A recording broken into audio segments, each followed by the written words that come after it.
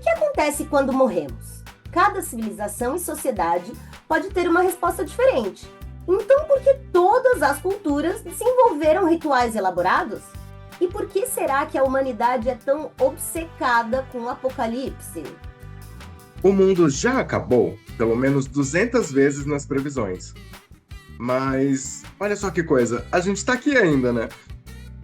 Hoje, vamos viajar pelas filosofias de morte. Egito, Ásia, Américas e Ocidente. Entender como os rituais são tecnologias ancestrais de processamento emocional. E descobrir por que prevemos constantemente o fim do mundo. E a diferença entre medos legítimos e histeria infundada. Além de um paradoxo humano fascinante.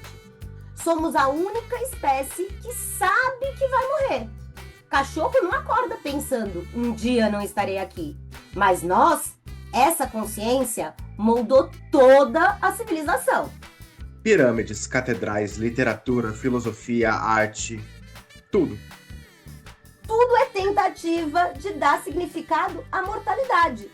Ou, em algumas culturas, de transcendê-la completamente. Eu sou a Thaísa. E eu sou o Eduardo. E esse é o AranduCast.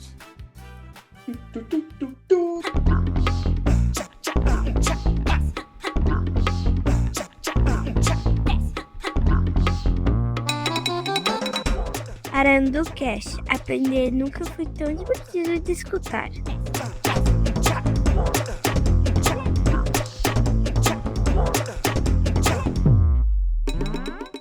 O que acontece quando morremos? Cada civilização criou respostas únicas. E essas respostas moldaram como eles viviam. Acho legal a gente começar pelos mais famosos, né? O Egito tem uma questão com a imortalidade que, assim, a gente tá reproduzindo isso até hoje em filme, literatura, History Channel, Discovery Channel. Uma coisa sobre o Egito que me pega muito é que é a minha primeira lembrança consciente de discussão de morte. Foi quando eu aprendi Egito na escola, né? Quando eu aprendi sobre cultura egípcia na escola, foi a primeira vez que se falava de morte de uma forma mais aberta. A gente vai discutir um pouco sobre isso, né? Sobre por que que isso acontece, mas eu acho interessante, porque eu lembro até hoje, eu assisti um filme, era da Vila Sésamo, sobre o Egito, era tipo os personagens da Vila Sésamo, só que versão Egito. E aí eles explicavam, né, como é que funcionava tal. E uma das teorias que eles tinham é que quando a pessoa, né, passava para além, ela virava uma estrela. E isso até hoje é uma forma que eu lido com a morte, com pessoas que eu tenho queridas que morreram. Para mim, elas sempre eu olho para o céu e imagino que elas são estrelas. Mas isso vem muito da questão do Egito Antigo, né? Que é justamente uma questão dominada, né? A emoção dominante ligada à morte no Egito é essa questão do otimismo, porque a morte não é um fim, ela é uma continuação, né? Porque os egípcios eles tinham uma visão extremamente complexa da questão de alma, né? Não era tipo que nem a gente, né? O corpo morre e a alma vai para o céu. Não é isso, né? Era tecnicamente você tem três partes, né? Três componentes diferentes. Que era K, que é a força vital e a essência que vai sobreviver. O Ba, que é a sua personalidade, que é a alma que pode viajar entre os dois mundos. E o Ak, que é o espírito iluminado depois do julgamento. Então você não é uma coisa única, né? Você é um sistema complexo de energias que se separam na morte e vão precisar ser reunidas depois no pós-vida, né? Então a gente entra no processo pós-morte dos egípcios, que entra a mumificação, né? Que todo mundo já deve ter visto em algum lugar, que a ideia toda era preservar o corpo daquela pessoa justamente para o K, essa essência que ia sobreviver no outro mundo, poder reconhecer, né, esse corpo de alguma forma. E aí você vai ter o julgamento de Osíris, que eu acho uma questão genial, né? De pesar o coração da pessoa contra a pena da verdade. que é MAT, M-A-A-T, né? Então, e eu acho muito louco isso, porque esse pesar do seu coração é você ter vivido dentro da sua verdade, sabe? Tipo, não é uma questão de você nunca errou, ou você não tem defeitos e você não cometeu erros. Não, a questão não é essa. A questão é dentro da sua realidade, dentro da sua verdade, da vida que foi dada para você. Tudo que você fez foi de coração aberto, puro, sabe? Tipo, sem esperar as coisas em troca, fazer aquilo porque você acreditava que aquilo estava certo, ou você fez isso com intenções? E essas intenções, quando elas são ruins, elas pesam no coração da gente. Esse é o conceito todo, né? Então, se você só faz isso com intenção pura e de coração bom, quando vai ser pesado contra uma pena, seu coração vai pesar. Tem, eu acho que essa é uma questão no caso dos psicopatas, que no caso não sentem peso pelos crimes que cometem, então, mas enfim, aí é outra questão. Mas é Mas porque a assim, pena da verdade não é só o que você não se sente culpado de fazer, é o que foi impregnado no seu coração. Não é sobre o que você sente. Entendeu? Porque até eu já vi muitas questões, muitos textos, tal, que discutem de pessoas que fizeram o mal, mas que se arrependem ou sentem que tiveram que fazer aquele mal por algum outro motivo. E esse arrependimento, ele conta como uma força que vai dar tipo uhum, assim, vai cancelar um peso, sabe? O arrependimento conta, entendeu? Então, sim, o sociopata, na verdade, o coração dele vai pesar e pronto, entendeu? Porque ele não tem arrependimento e pra ele tá tudo bem. sim.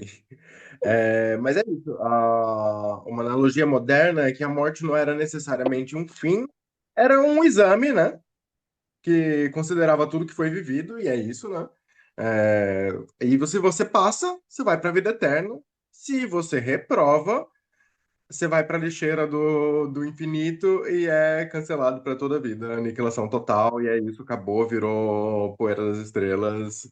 E eu Tecnicamente é acho. um pouco mais feio do que isso, né? Porque se você, tipo assim, se você é aprovado é lindo, você vai para os campos de Junco, né?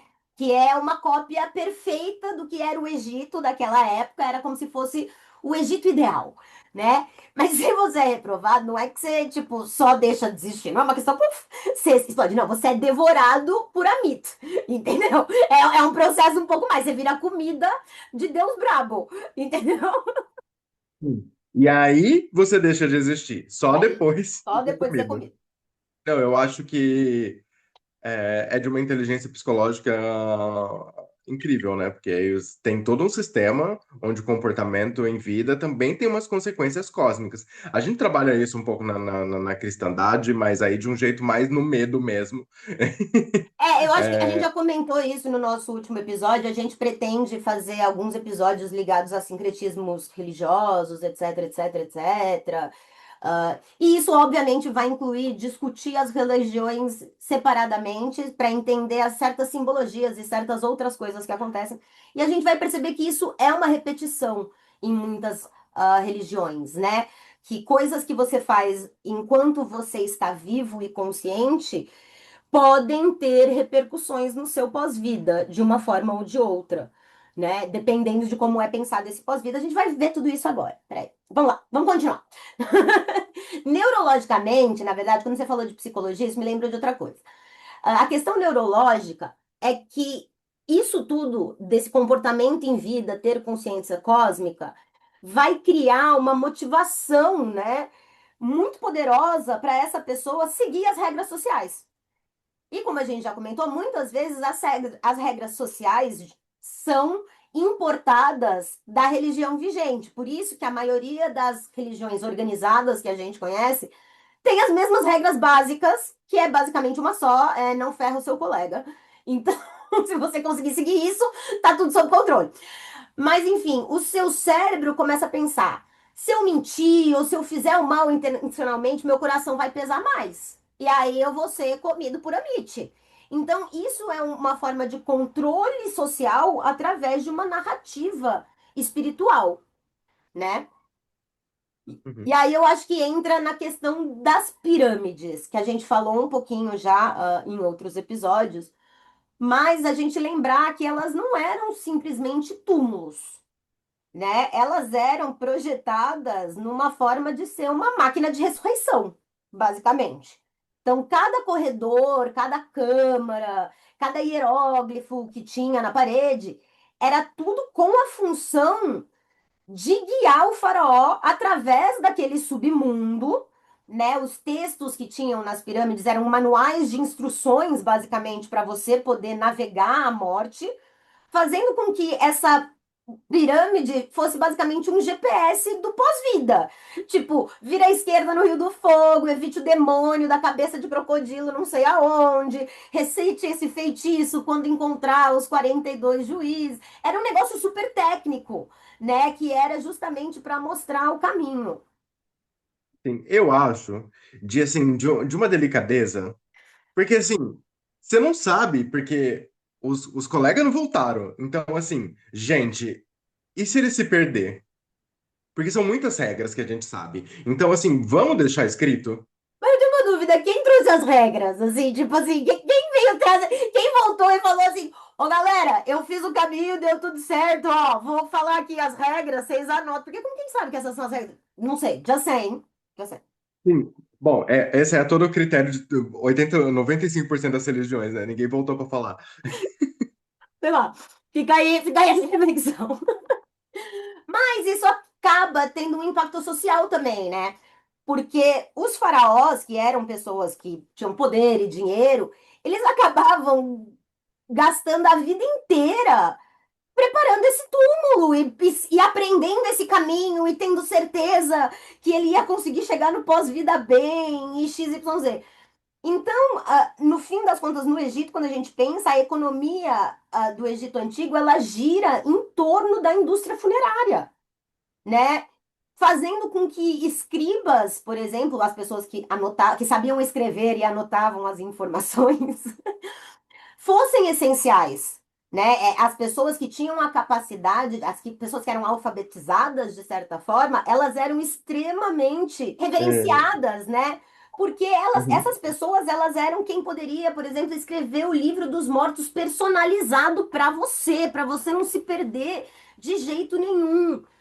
E isso, de uma certa forma, vai mostrando a questão da desigualdade, né? Porque o plebeu que não tem acesso aos recursos para garantir um livro personalizado, uma mumificação completa, etc., ele tem menos chance, ele tipo, é meio que vai lutar, entendeu? Tipo, os ricos, eles compram basicamente a imortalidade, porque eles se preparam para isso a vida inteira, enquanto o pobre que lute.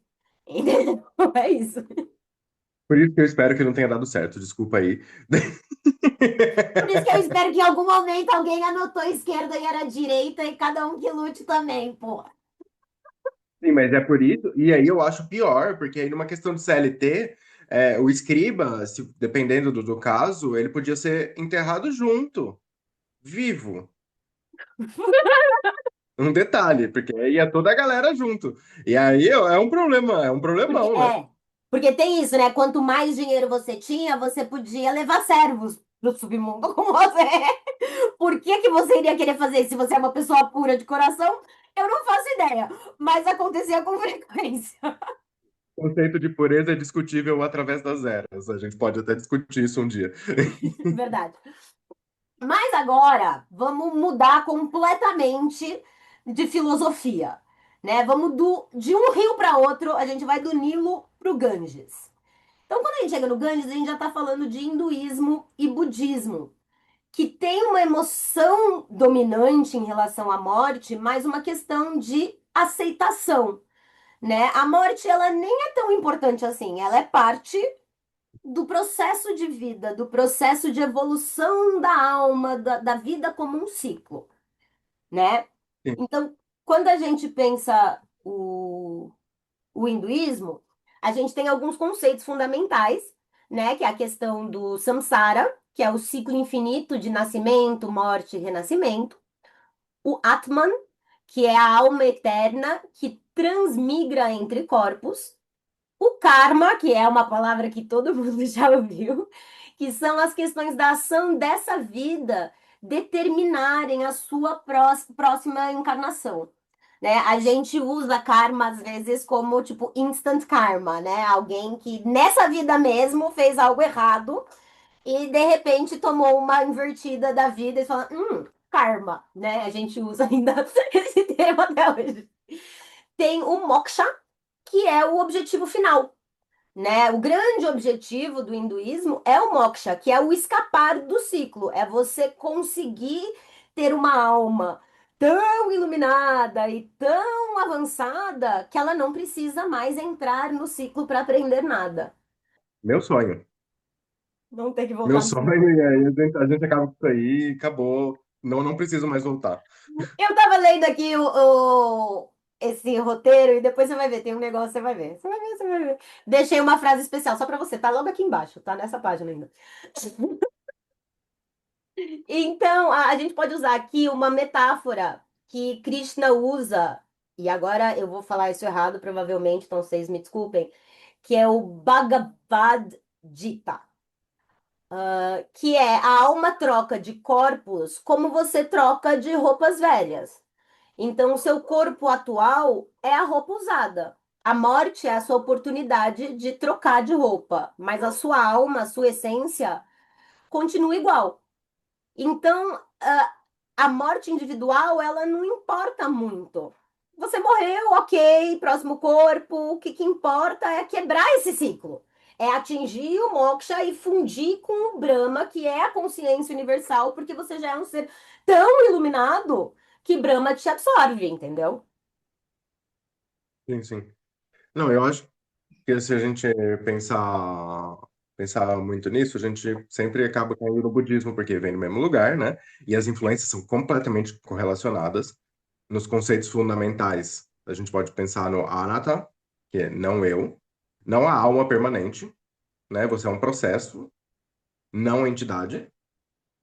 E isso faz muito sentido com o conceito de se só mudou a roupinha, mas assim, você é você ainda, e você tá nesse processo aí de virar alguma outra coisa que continua para sempre, até você quebrar o ciclo e talvez quebrar o ciclo, Talvez. né?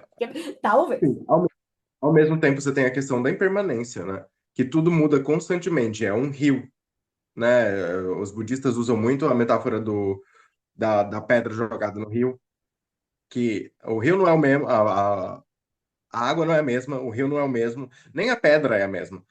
Então, assim, tudo é impermanente, inclusive você, né? E o renascimento sem alma, como uma chama passando de uma vela para outra, né? E aí você pode chegar no nirvana, a extinção do desejo. Porque se a gente pensar o ciclo, ele é um ciclo de sofrimento. E o sofrimento vem do desejo. Porque se você deseja uma coisa, se você não consegue, você sofre.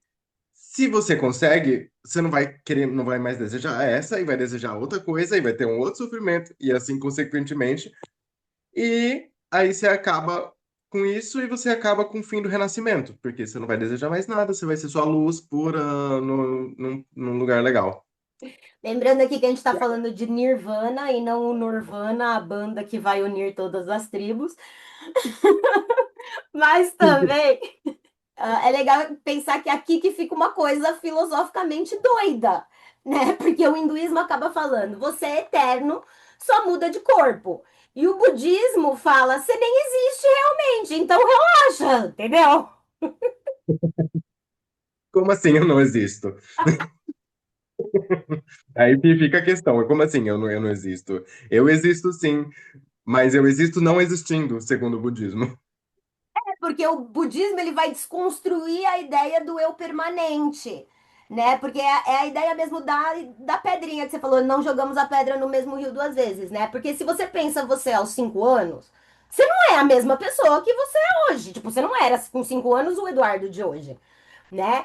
E você tem células, não é só uma questão de você pensa diferente, você tem células diferentes no seu corpo, as suas memórias são diferentes, sua personalidade é diferente. Eu não tenho cabelo mais. Não tenho mais cabelo. Sim, você, no caso, não tem mais cabelo. Eu, no caso, comecei a ter uns fios brancos e meu cabelo hoje é enrolado. Quando eu era pequeno, meu cabelo era liso, escorrido. Hoje, meu cabelo é cacheado. As coisas mudam, entendeu? A vida muda. Então, o budismo, ele fala, você é um processo contínuo de mudança e não uma identidade fixa. Então, a morte para o budismo é só mais uma mudança, né? Enfim.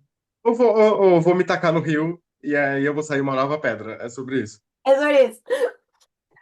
Nesses momentos, né, nessas práticas, a gente tem práticas distintivas, né? A cremação rápida, porque no hinduísmo, né, o corpo é uma casca, ele não merece um apego, é um luto moderado, na verdade. E ele pratica, tem práticas mais específicas. Desculpa, a cremação é dos dois, né? Os dois praticam a cremação por causa desse conceito, mas aí a gente tem separações, onde na Índia a gente tem Varanasi, que quando acredita-se que quando você morre lá, o moksha é garantido. Então, hindus do mundo inteiro vão até Varanasi, na Índia, para morrer lá. Então, se eles sentem que eles estão chegando nas últimas, eles vão até lá morrer, porque há uma garantia de moksha. Já no Tibete, a gente trabalha com o túmulo no céu, né? Que é um corpo que é dado aos abutres. Não é uma questão de macabro, tipo, porque pra gente o urubu e o abutre não tem um significado muito auspicioso, né? Mas para eles é uma questão de generosidade final. O meu corpo ele não serve mais para mim, mas ele pode alimentar outros animais, né? É uma demonstração prática do que é a impermanência. Você vê com seus próprios olhos, o corpo vira comida, a comida vira parte do abutre, o abutre voa, então tudo é uma transformação constante. Sim, por tabela, tu tá no céu. Foi pro É céu. sobre isso. Não, e uma curiosidade é que os monges tibetanos meditam visualizando a própria decomposição, né, para internalizar a impermanência.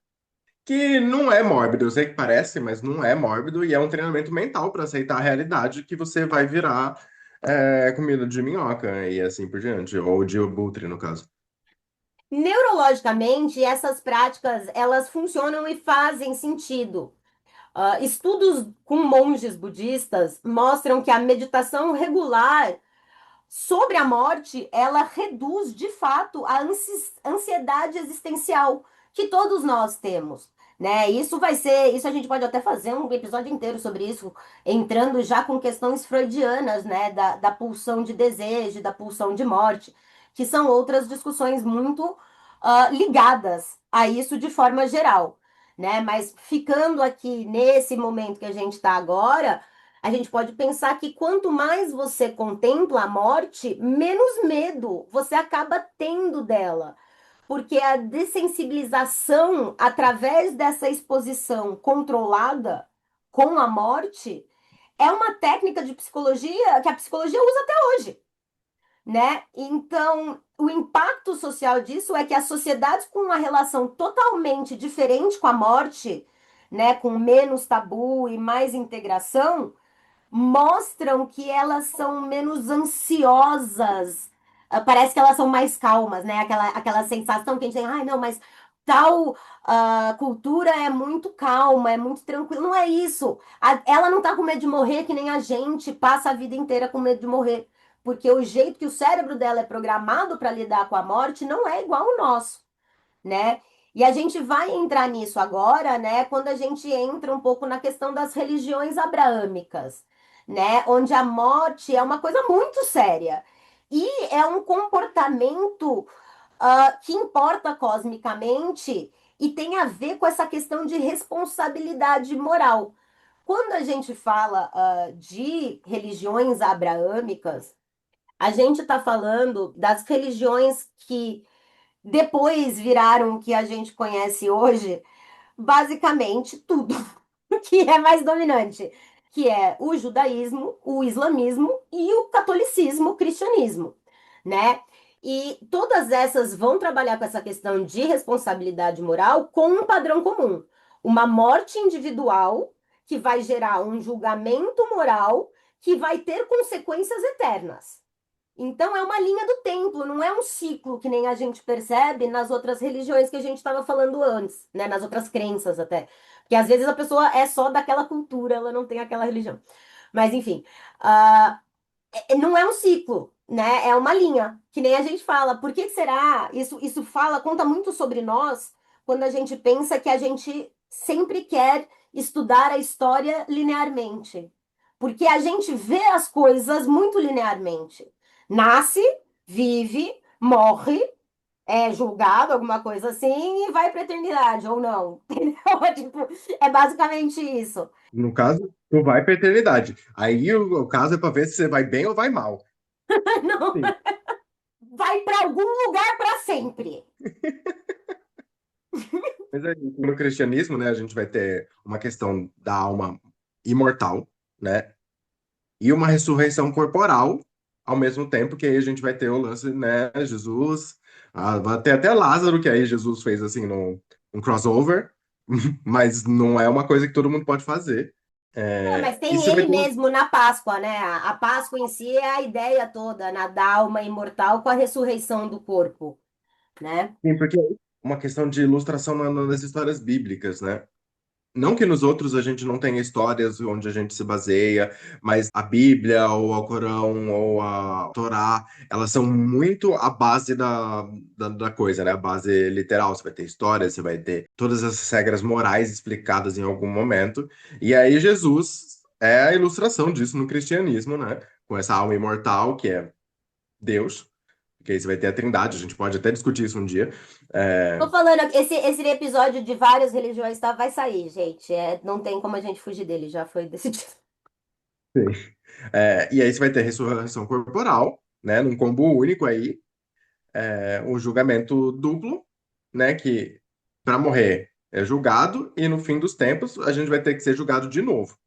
É, você percebe que esse julgamento duplo é um individual, quando você morre sozinho, e o outro, o fim dos tempos, é uma questão de comunidade. Por mais que, engraçadamente, não se discuta muito isso, de como a gente vai ser julgado como um todo e não como um indivíduo nos fins dos tempos, em muitos casos, mas, enfim, fica aí a. Eu acho logisticamente complicado, Eu acho, porque mas tecnicamente tá todo mundo esperando, ou é todo mundo tá esperando pra todo mundo ser julgado de uma vez. Achei errado também. Porra, quem morreu 400 anos atrás tá esperando?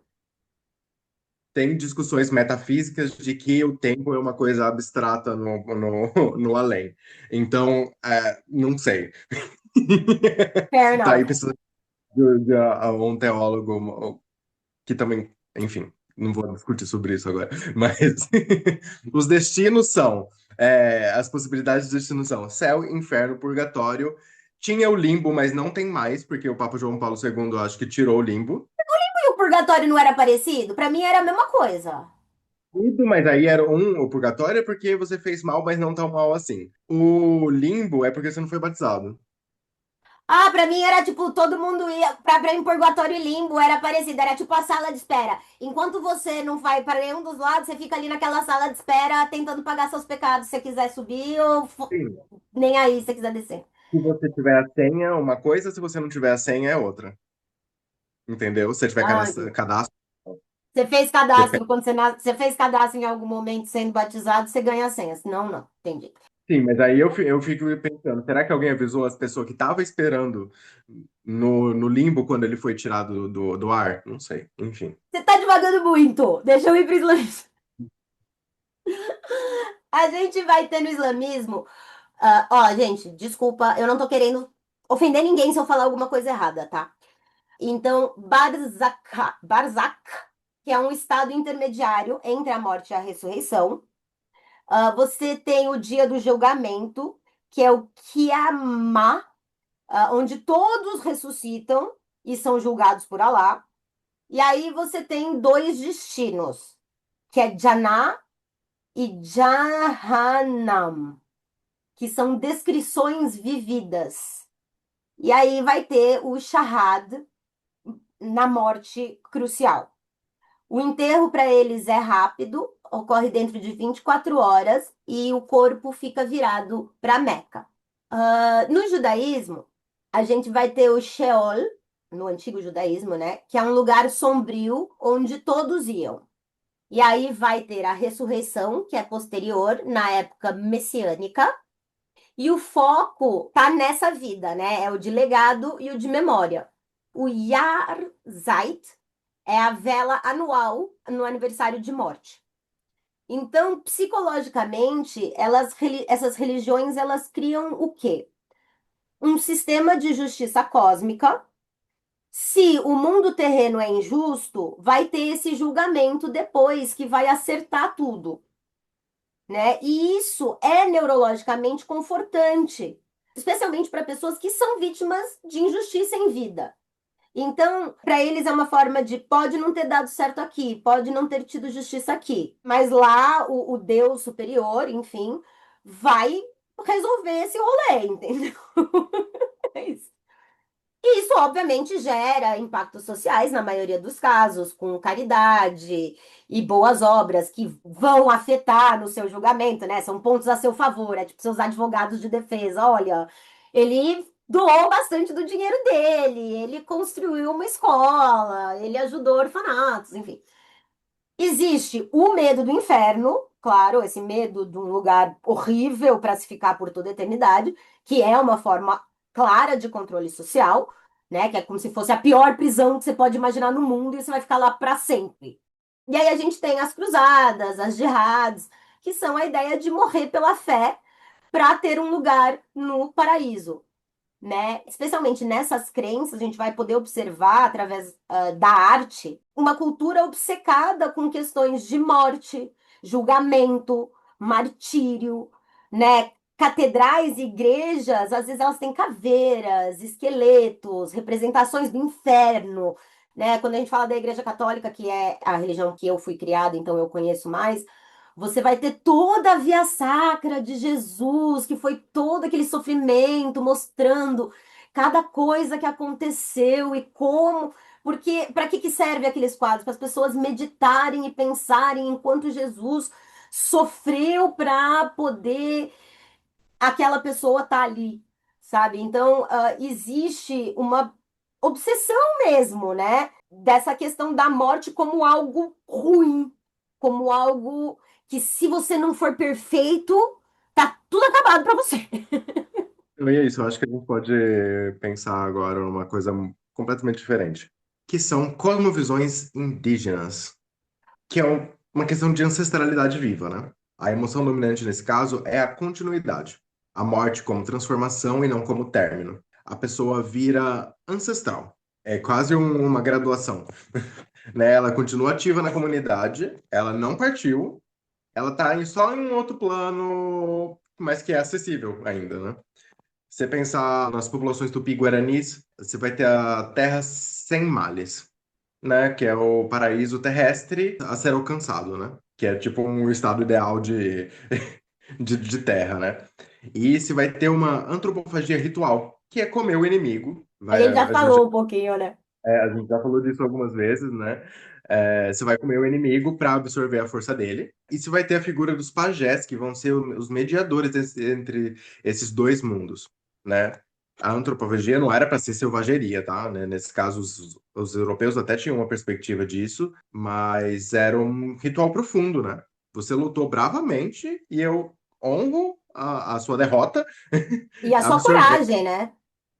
Sim, eu honro a sua coragem, mesmo na derrota, mas eu vou te absorver e eu vou fazer parte, você vai fazer parte disso agora. Porque Né? você é uma Era força, né? Porque aí, por isso que a gente fala, até zoou uma vez que teve um alemão que passou anos com os indígenas e ninguém quis comer eles, não, porque para eles não tinha absolutamente nada que valesse a pena eles absorverem ali, entendeu? né? Fica aí, observa, até te deixo vivo, porque assim, nossa, que desperdício, né? Comer um negócio desse à toa, eu não. Mas aí a gente passa para os povos andinos. A gente tem múmias ativas, né, que eram imperadores mortos, que eram mumificados e às vezes eles eram consultados para certas decisões, né? A gente tem o conceito de Pachamama, né, que é a ideia da Mãe Terra e os mortos, ao serem enterrados, né, eles retornam à Pachamama. E existem oferendas contínuas, E a questão das múmias ativas eu acho muito curioso, né? Porque é literalmente, às vezes tem uma reunião política e eles trazem uma múmia do Inca morto e perguntam a opinião dele ali. Então, os ancestrais estão literalmente participando do governo do povo, entendeu? Se eu morrer, não me perguntem nada. Me deixem em paz! Já os povos norte-americanos, né, tem uma variação imensa, obviamente, né? Você tem até a parte de evitar totalmente os mortos, né? Como a escultura Navarro, ou celebrar como um pueblo. Você só vai ter uma questão do nome tabu, que você não vai pronunciar o nome do morto, né? É dele, deixa ele lá, deixa quieto, deixa o repouso, não pronuncia. Você pode falar dele como aquele que não deve ser nomeado. Não, e isso psicologicamente é interessante, né? Porque o não falar o nome, ele vai ajudar a processar o luto. Ele vai permitir essa pessoa a partir de fato.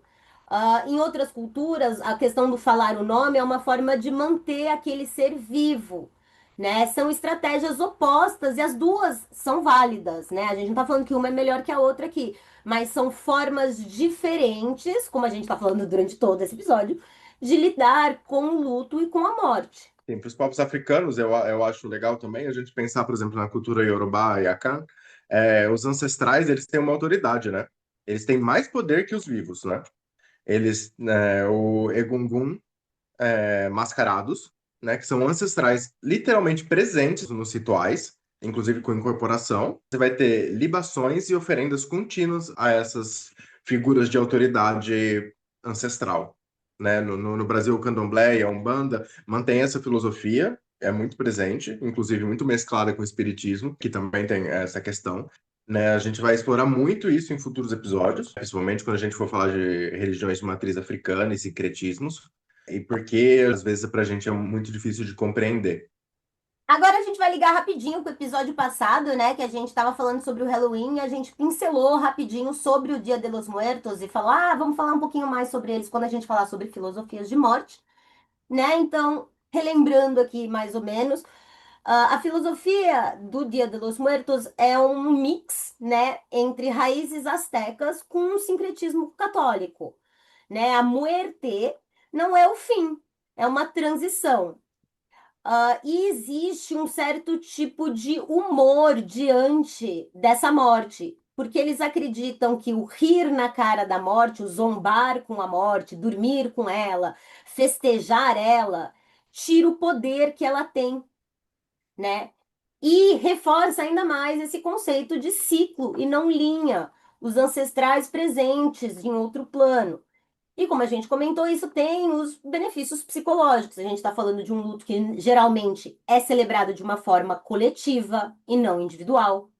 A morte, ela é normalizada, o que, assim como acontecia com os budistas e os hinduístas, isso vai reduzir a ansiedade ligada à morte, porque você não tem medo de ser esquecido, você não tem medo de não ser um nada depois que você morrer, né? Você sabe que você tendo laços com os vivos, você continuaria vivo. Porque o símbolo dessa continuação é confortante, né? E esses rituais vão oferecer justamente uma estrutura para um caos emocional.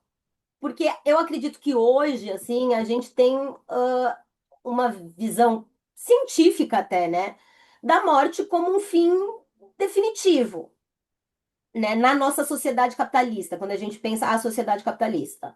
E existe, então, uma urgência existencial, né? Se eu só tenho essa vida, cada momento é mais importante do que o outro e eu preciso viver tudo que eu tenho que viver.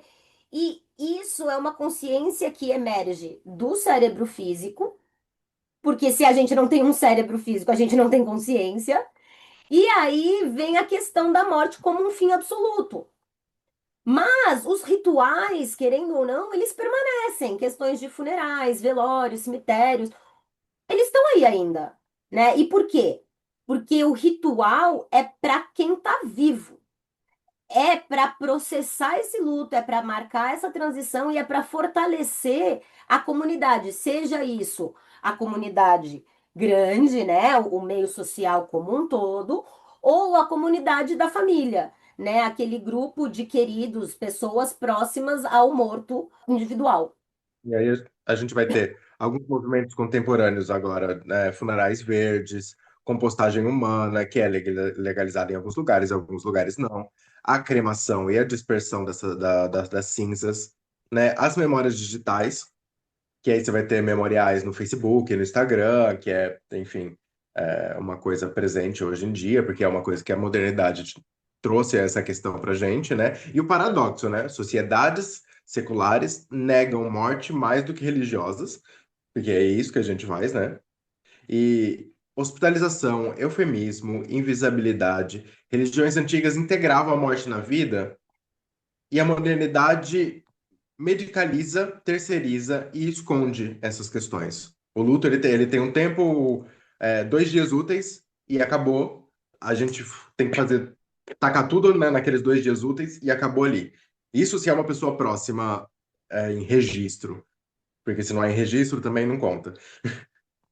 E aí a gente pensa, né, que as tecnologias que a gente tem hoje são muito diferentes das tecnologias ancestrais. Porque, querendo ou não, todas as culturas desenvolveram esses rituais elaborados porque a morte é um trauma individual e social. E os rituais são as tecnologias psicológicas que foram criadas para conseguir processar o que muitas vezes é improcessável, né? Então a gente tem que pensar nesses rituais com certas funções universais. As 6 principais funções universais que a gente pode pensar aqui são marcar a transição, processar o luto coletivamente, reorganizar a estrutura social ou familiar, dar o significado, honrar os mortos e proteger os vivos. Então, os rituais neurologicamente eles funcionam, porque eles estruturam aquele caos emocional, ativando sistemas de recompensa cerebral quando o ritual é finalizado. E durante o processo de realizar esse ritual, cria-se memórias compartilhadas que vão fortalecer os laços sociais, né? Você vai ter também um lado sombrio, né? Alguns rituais também podem dar uma oprimida, né? Sati na Índia, por exemplo, a viúva tem que se isolar totalmente, porque aí agora é proibido, né? Desde 1829, né? Porque a justificativa é a devoção, né? Mas aí não é nenhuma escolha dela, né? É uma escolha dos outros, aí fica meio complicado, né? Porque tem uma questão de coerção e pressão. Mas os rituais não são automaticamente bons. Não são todos os rituais que são automaticamente bons, tá, gente? A gente tá deixando isso claro. Que eles, não, porque eles falaram que todo ritual é bom, que é pra você. Não, não é isso. Tem rituais que não são bons, tá, gente? Estamos pensando aqui de uma forma geral. Aqui a gente vai falar sobre alguns rituais. E Arandufan não usa e abusa do conceito bom e mal, que é uma coisa muito abstrata, principalmente do lugar que a gente fala. Exatamente. Aqui a ideia é pensar todas essas culturas e todos esses rituais como formas de aprendizado e ver o que parece com a gente, o que faz sentido pra gente, o que não faz, e não julgar tudo isso, né? É pensar isso. Mas voltando aqui para alguns rituais positivos, né, que existem ao redor do mundo, positivos no sentido de que não fazem mal a ninguém. Então a gente tem os wakes irlandeses, onde você vela o corpo entre 1 a 3 dias e as pessoas que ficam lá vão contando histórias, tem bebida, tem comida, né? A comunidade que conhece aquela pessoa se reúne para ter uma memória ativada coletivamente de quem era aquela pessoa e, simultaneamente, não deixa as pessoas que estão em luto por aquela perda sozinhos, né? Então, existe um apoio tanto para honrar a vida de quem foi, quanto para, né, quem ficou.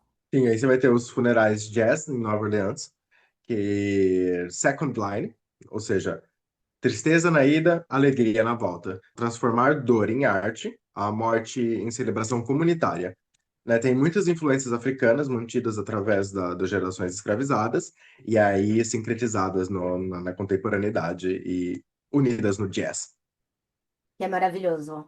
Nossa, esses festivais de jazz em New Orleans, tanto os funerais quanto o de Halloween, tipo Dia dos Mortos, são maravilhosos. Vejam se vocês puderem. Mas seguindo, os funerais ganeses, onde eles oferecem caixões personalizados. Então pode ter formato de carro, peixe, de Coca-Cola. Esse caixão vai ser em formato do que você amava. Por exemplo, se amava pescar, você vai ter um caixão de peixe. É uma questão de honrar e celebrar aquela pessoa, né? Lata Velha do Luciano Huck, aí vamos mantendo a história. Ai, Não vou falar mais Deus. nada. Enfim, e aí você vai ter uma festa super elaborada em torno desses caixões personalizados. Aí tem os funerais, né, do Tibete, que a gente comentou, dos corpos deixados para os abutres. Tem os funerais vikings, onde tinha cremação de barco, enterro com os bens, e aí, de novo, aquela ideia de se a pessoa é influente, rica, às vezes tinha alguns servos que eram sacrificados juntos, né? Que era justamente o conceito de equipar aquela pessoa para entrar em Valhalla. E era um estado social, né? É uma questão de mitologia vivida, né, para eles. Não, e aí, se a gente pensar nos rituais brasileiros, né, a gente vai ter os rituais católicos, né, o velório em casa, que não é, agora é muito menos comum. Você vai ter a novena, a missa de sétimo dia, finados, nas religiões de matriz africana, o axixé, no candomblé, o cirum, culto aos eguns, variações regionais que vão mudar algumas coisas de lugar para lugar. E na modernidade, funerais cada vez mais rápidos, terceirizados, impessoais, né, que é o que a gente chegou nas grandes cidades, e a gente vai perdendo cada vez mais do aspecto comunitário, né? É para um pequeno grupo, tá agendado, é aquele dia, aquele horário e acabou. E o luto virou um problema pessoal que você vai lidar na terapia e acabou ali, e não é tão, enfim, complicado. Mas vamos mudar um pouquinho de assunto, né? A gente está falando de morte, que é, de certa forma, uma obsessão humana, mas existe uma outra obsessão humana, que são os apocalipses, né? Porque a questão de morte individual é assustadora, mas a morte coletiva, o fim de tudo, é aterrador, mas ao mesmo tempo é estranhamente confortante. Eu não sei se isso faz sentido. Para mim, pai. A gente vai entrar então na questão da psicologia do apocalipse. Por que que a gente prevê como sociedades, né, o fim constantemente? A gente vai apresentar aqui 5 teorias. A primeira é a teoria do gerenciamento de terror, né? Então você vai ter uma consciência da morte que vai criar uma ansiedade e o apocalipse é uma projeção coletiva desse medo, certo? Sim, certo. Já, por exemplo, uma segunda teoria, a gente pode pensar no controle ilusório. Se sabemos quando e como e as possibilidades estatísticas de como o mundo vai acabar, a gente tem a sensação de controle, que é falsa, mas é reconfortante. A terceira teoria é o significado cósmico. Nossa época é especial, a gente nasceu para testemunhar o fim. É uma questão de ego coletivo, né? A gente vai ser as pessoas que vai estar aqui no fim do mundo. Sim, a quarta é a primeira que as pessoas saem gritando, que ela é de limpeza e renovação, né? O mundo corrupto será destruído e o novo e puro ressurgirá como um reset cósmico. É, A gente tem a bela vindicação moral. A gente tinha razão, vocês vão ver, o mundo vai acabar porque eu falei. eu gosto dessa. Em todas essas teorias existe um padrão histórico, né? Porque questões apocalípticas aumentam em momentos de crise. Se é uma praga, é um apocalipse. Se é uma guerra, é um apocalipse. É o Covid, apocalipse. Tecnologia nova, apocalipse. Tudo é apocalipse, né? Sim. Eu acho que a gente pode fazer um tour pelos fins do mundo agora, que nunca aconteceram, porque, né, estamos aqui, ou aconteceram e a gente não sabe, ninguém contou pra gente, enfim, várias teorias aí.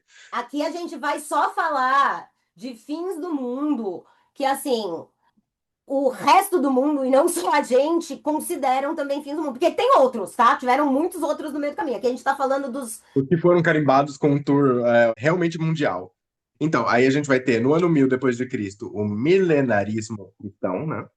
Que Cristo voltaria quando 1000 anos depois do nascimento. Ele não falou nada disso, ninguém falou, mas poucos documentos, inclusive, provam essa histeria real, né? Mas tem o mito desse evento, né? Aí a gente tem 1666, o ano da besta.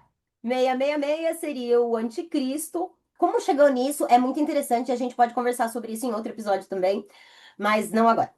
E aí a gente teve o grande incêndio de Londres, que coincidiu tecnicamente com esse ano, né? Tipo, não tem como provar que ele pegou fogo porque era 1600. E muitos fugiram e esperaram o fim do mundo, mas ele nunca veio. Tem também, em 1910, a passagem do cometa Halley, que quando eu era criança era muito famoso, né? Hoje eu não sei se as pessoas falam muito sobre isso, mas que a cauda contém cianogênio, né? Que é um gás tóxico. Então isso criou pânico nas pessoas, né? Que a gente ia morrer todo mundo envenenado e começaram a vender pílulas anti-cometa, né? Que é um pouco complicado, né? Pensando, né, na ciência da coisa, né? Mas na realidade a causa do cometa é praticamente vácuo e não afetou a Terra em nada. E agora começa os Eu Fui, Eu Tava. Então a gente vai ter o Bug do Milênio de 1999, né? Na virada 1999 para 2000. Porque os computadores todos eram programados com dois dígitos, e aí acreditava-se que os computadores iam surtar loucamente, e ele não ia conseguir entender que estava em 2000, ele ia voltar para 1900 e para o ano zero, sei lá. A galera surtou. E aí eles tinham medo de avião cair, usina explodir, a bolsa pifar, né? E aí foram bilhões e bilhões de dólares, de reais, de dólares e de todos os dinheiros que vocês podem imaginar do mundo sendo gastos para corrigir esses problemas tecnológicos, né, nas máquinas. E o resultado foi que não deu quase nenhum problema, porque eles corrigiram mesmo. Então, o medo até podia ser legítimo, mas, como a gente diz por aqui, a prevenção é melhor do que a resolução posterior de um problema, entendeu? E aí o mundo não acabou, entendeu? Não caiu o avião, não quebrou a bolsa, tudo ok. Aí a gente vai ter o mais recente, que era o calendário maia, né? Que o mito era que os maias previram o fim do mundo em 21 de dezembro de 2012. A realidade é que o calendário completava um ciclo e deveria começar um outro. Então, assim, era só pensar que devia começar de novo. É que é o nosso preferido, né? O calendário Maia, para quem não conhece o Eduardo, é o nosso fim do mundo preferido. Porque, mano, o negócio é um círculo. Se vocês procurarem calendário Maia na internet, vocês vão ver. É uma roda gigantesca, toda talhada, com vários símbolos e tal. E é um círculo, mano. Tipo assim, como é que você não pensou que quando você chega no final, tipo, é um relógio, vocês têm relógio em casa, sabe? Tipo assim, como é que você pensou, não conseguiu pensar que era só começar de novo? Sim, era basicamente um 31 de dezembro, que aí ia começar o dia primeiro, sabe? De janeiro de novo. Os descendentes maias, né, as pessoas que descendiam dos maias, que já eram acostumados com aquele círculo enorme, já diziam, gente, vocês não estão entendendo errado, vocês estão entendendo errado, é circular, é infinito, recomeça, né? Mas ninguém ouviu, e aí gerou, claro, uma indústria lucrativa com livros, filmes. Mas é isso, passou e nada, estamos aqui ainda. Mas da onde vem, então, né, essas profecias, essas ideias de que o mundo vai acabar? Em alguns casos, vem de escrituras religiosas, né? A gente tem Apocalipse bíblico, o Ragnarok nórdico, o Kalki, Avatar hindu e o Mahdi, que é islâmico. A gente também tem os fenômenos astronômicos, né? Que são cometas, eclipses, alinhamentos, né? Asteroides, por exemplo, são uma ameaça legítima que existem porque os dinossauros foram realmente extintos por asteroide. Pode acontecer, já rolou. E aí, será que as tecnologias mal compreendidas, né? LHC, que vai criar um buraco negro, que também não aconteceu, né? É isso, a gente sabe que é possível de acontecer, e aí a gente se previne, viu, gente? Você vai ter a IA, né? Skynet, que a gente está aguardando para ver se isso daí vai acontecer ou não vai acontecer. É sobre isso. E entra, lógico, questões de numerologia, códigos, né? Padrões e números bíblicos. Nostradamus, né, que tem quadras bem vagas. Harold Camping, que foi um radialista e evangelista estadunidense que previu o mundo 4 vezes e todas elas estavam erradas, mas milhares de pessoas acreditaram e venderam todos os bens que eles tinham, né? Então isso entra um pouco para a gente falar sobre os medos legítimos versus o que é histeria, né? Sim. Alguns riscos reais, né? Que a Thaís já falou do asteroide, Você tem supervulcões, né? Yellowstone tá aí, lá nos Estados Unidos, assim, ó, assim para estourar, mas é que as idades geológicas são diferentes, né? Então pode não estar aí. Você vai ter mudanças climáticas, porque isso já acabou com muitas populações de animais, pandemias, como a gente, né, já provou na raça, guerras nucleares que a gente está sempre ameaçando. E tem as E aí, coisas inofensivas também, né? Que é, por exemplo, questão de, vai inverter os polos magnéticos. Gente, isso já está acontecendo e não é uma coisa catastrófica, né? Alinhamento planetário não tem o poder gravitacional que se acreditava antigamente. E até muitas profecias místicas que às vezes não têm base mesmo, né? a conclusão é que preocupação realista sobre ameaças reais é melhor do que pânico apocalíptico sobre misticismo. O que vai E abrir, assim, eu acho que é a parte mais importante, talvez, desse episódio, que é a gente pensar nos apocalipses culturais. Quando é que o mundo realmente acabou, de alguma forma, né? Porque para muitos povos, o apocalipse ele foi real. Ele não foi místico, nem extraterrestre, nem nada do tipo. Ele foi causado por outros humanos, né? A gente tem, por exemplo, os genocídios indígenas nas Américas após 1492, onde em 150 anos, 90% da população morreu devido à doença, à violência, à escravização. E parte dessas civilizações desapareceram do mapa. Então, isso realmente foi o fim do mundo para essas civilizações. Como a gente está falando de astecas, incas e outras centenas de culturas que foram aniquiladas em décadas, né? E isso gera muito conhecimento perdido, porque a gente vai ter códices queimados, idiomas que vão ser extintos, consequentemente, tecnologias e modos de pensar que vão ser esquecidos, e logo universos inteiros são apagados, sim, né? a mesma lógica de a gente pensar na escravidão e na diáspora africana, né, de 12 a 15 milhões de africanos arrancados à força dos seus territórios, das suas culturas, das suas nações, né, mundos conhecidos destruídos, famílias separadas, línguas proibidas, formas geracionais que vão acompanhar essa população por milênios, provavelmente, porque isso não é um problema que a gente consegue apagar, e os efeitos socioculturais até hoje são imensos. A gente vai ter o Holocausto, né, onde 6 milhões de judeus foram assassinados sistematicamente, numa tentativa de apagar o povo inteiro, né, com o nazismo. A gente tem stells da Europa Oriental completamente destruídos, né? Sim, e é isso, a gente vai ter também os problemas nas guerras, tipo a bomba atômica, né, Hiroshima e Nagasaki, que, pela perspectiva de que as pessoas nem tinham noção do que estava acontecendo, aquilo é realmente um apocalipse, né? Hibakusha testemunhou o fim do mundo literal, né? E pela primeira vez que humanos criaram uma arma de destruição em massa instantânea.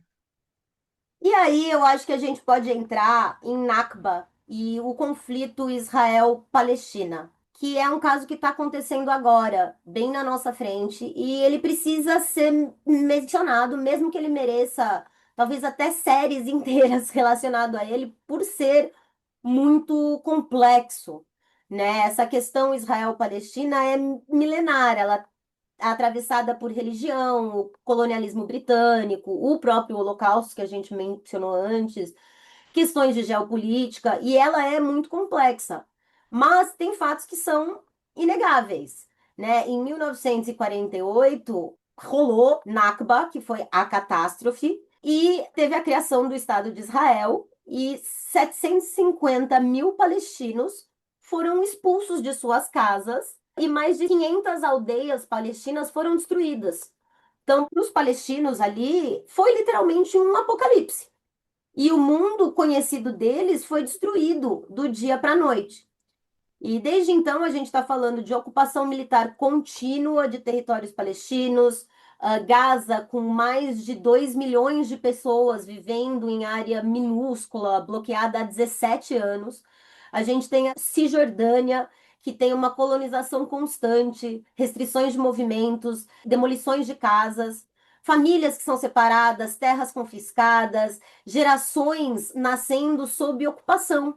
E de 2023 a 2025, houve uma escalada brutal da violência, né? A gente viu muito esses anos, milhares de civis mortos, da grande maioria palestinos, né? Infraestrutura civil destruída, hospital, escola, mesquita, igreja, uma crise humanitária catastrófica em Gaza que usa a fome como uma arma. E isso é podre. Desculpa minha honestidade aqui, isso é podre. Não, e aí a gente vem com uma questão histórica dolorosa, né? Porque os refugiados que foram recebidos pelos palestinos em 48, que eram as pessoas que sobreviveram a esse holocausto, que tiveram uma tentativa sistemática de extermínio, agora que cria um Estado, depois de décadas, implementa políticas que muitos especialistas de direitos humanos, incluindo também da população judaica, descrevem como apartheid e limpeza étnica, né? Isso não é antissemitismo, tá? Deixando muito claro. As políticas de um governo não é atacar um povo ou uma religião, né? Muitos judeus ao redor do mundo, inclusive israelenses, protestam contra essas políticas, né? Não dá para falar de apocalipses culturais e ignorar que agora, em 2025, um povo inteiro vive sob bloqueio, bombardeio, fome deliberada e expulsão contínua, mesmo televisionada, né? Agora a gente está no momento de cessar fogo não tão cessado, mas famílias, né, estão tentando voltar para casa, encontrando apenas escombros, 70% das casas destruídas ou danificadas, infraestrutura completamente aniquilada, e a esse ponto, né, fica até mais fácil construir do zero do que reconstruir, mas apesar disso, né, a gente está aí achando que o Trump achando que fez muito pela paz, outras figuras políticas que acham que salvaram o mundo aí e as violações nem acabaram ainda, né? E para as crianças de Gaza, nascidas nos últimos 17 anos, o mundo delas já é num contexto pós-apocalíptico, né? Elas nunca conheceram outra coisa a não ser a guerra. E é uma questão complexa demais para a gente resolver aqui em 3 minutos desse episodinho do podcast, mas a gente não podia ficar isento, né, de tocar nesse assunto. Outra grande ironia, é que enquanto profetas preveem apocalipses místicos, povos marginalizados vivem apocalipses reais causados por humanos, né? Focamos em Nibiru, alinhamento, e a gente ignora genocídio, mudança climática e desigualdade. Os verdadeiros apocalipses provados não são cósmicos, né? Eles são humanos. E o que a gente aprendeu, né, nessa jornada entre túmulos, rituais e apocalipses? Primeiro, não tem uma forma certa. Os humanos criaram milhares de respostas para as coisas que a gente discutiu. E todas elas são válidas. Uma segunda é que os rituais não são superstição. São tecnologias psicológicas sofisticadas. Elas estruturam o caos, processam o luto e dão significado. Terceiro é que a modernidade ocidental empobreceu a nossa relação com a morte. A gente perdeu os rituais comunitários e acabou ganhando isolamento emocional. Uma quarta, que é a nossa obsessão apocalíptica, diz mais sobre os nossos medos presentes do que um futuro real. Quinto, a história mostra: humanos preveem fim há milênios, mas eles nunca acertaram. Sexta, verdadeiros apocalipses são humanos, não cósmicos. Todos eram evitáveis se as pessoas simplesmente se respeitassem. Então, vamos pensar aí. Como que eu quero ser lembrado? Que rituais fazem sentido para mim? Eu converso sobre a morte ou eu nego? Que medos são legítimos e exigem ação? Que medos são projeções psicológicas? E como agir construtivamente em vez de entrar em pânico e criar o caos? Queremos ouvir. Que rituais familiares vocês têm? Como sua cultura lida com a morte? Já caíram em pânico apocalíptico? Semana que vem, a Teia Global do Inglês, parte 1. Como 3 tribos germânicas criaram uma língua falada por 1,5 bilhão de pessoas. Lembrem-se, celebrar a morte não é mórbido, é celebrar a vida que teve significado. A melhor forma de honrar a vida é vivê-la com significado. E sobre o fim do mundo, Preocupe-se com ameaças reais que podemos mudar. Não gastem energias em profecias místicas. Assistam só em filmes. Até semana que vem, com Vikings, Normandos e Shakespeare. Um beijo! Beijo, até mais. Tchau, tchau. Esse podcast é gravado com muito carinho pela Arandufan. Roteiro e apresentação, Thaisa Daniele e Eduardo Cotarelli. Edição e ajustes sonoros, MAC. Arte e identidade visual, Lupe. Artes dos cards do nosso Instagram são da Luna Fabres. E a voz da vinheta é da Valentina Bernardini. As músicas adicionais são do Quincas Moreira.